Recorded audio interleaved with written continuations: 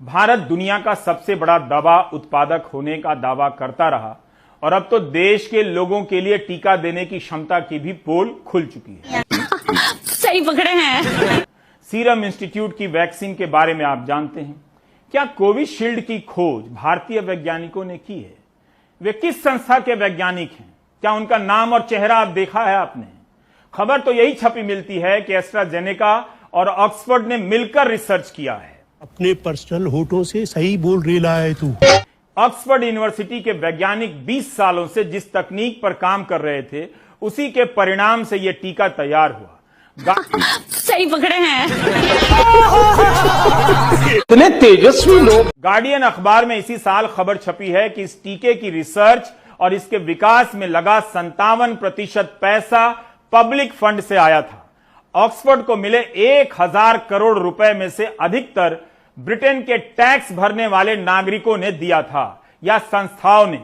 यह पैसा 2 दशकों की इस रिसर्च को मिलता रहा है।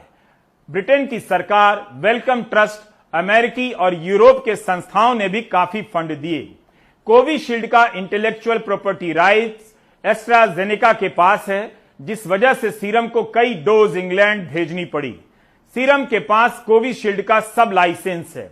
ऐसे में सवाल उठता है कि सीरम ने कोविशील्ड टीके के विकास में और इसकी रिसर्च में क्या योगदान किया?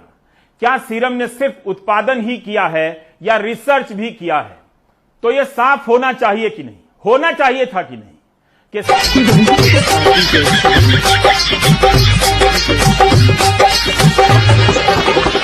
सीरम का जो टीका है उसके रिसर्च में ना तो भारत का पैसा लगा है ना भारत के वैज्ञानिक लगे हैं। अगर लगे हैं तो उन वैज्ञानिकों को अभी तक सामने क्यों नहीं लाया जा रहा? इतने तेजस्वी लोग। इतना बड़ा काम किया उन लोगों ने। भारत में क्लिनिकल ट्रायल हुई है जो दुनिया के अन्य देशों में भी हुई। भारत बायोटेक ने जो टीका विकसित किया है उसका पेटेंट जरूर आईसीएमआर भी साझा करता है। प्रधानमंत्री भी अपने किसी बयान में इस अंतर को स्पष्ट नहीं करते हैं। जबकि 11 मार्च को प्रधानमंत्री किंडल पर गीता लॉन्च करते वक्त कहते हैं कि हमारे वैज्ञानिकों ने किया है। यह नहीं बताते कि सीरम में जो टीका बना रहा है सीरम, उसकी खोज दूसरे देश के वैज्ञानिकों ने की है या हमारे देश के वैज्ञानिकों ने की है। कौन है वो? Our scientists work in a quick time to come out with vaccines. And now India is humbled that vaccines made in India are going around the world.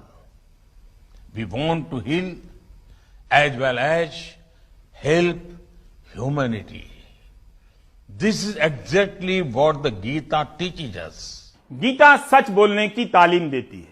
आप टीके के उत्पादन से लेकर वैक्सीन मैत्री के तहत कई देशों को टीका भेजने से संबंधित प्रधानमंत्री के सारे बयान चेक कीजिए। आपको कहीं नहीं मिलेगा कि भारत ने केवल एक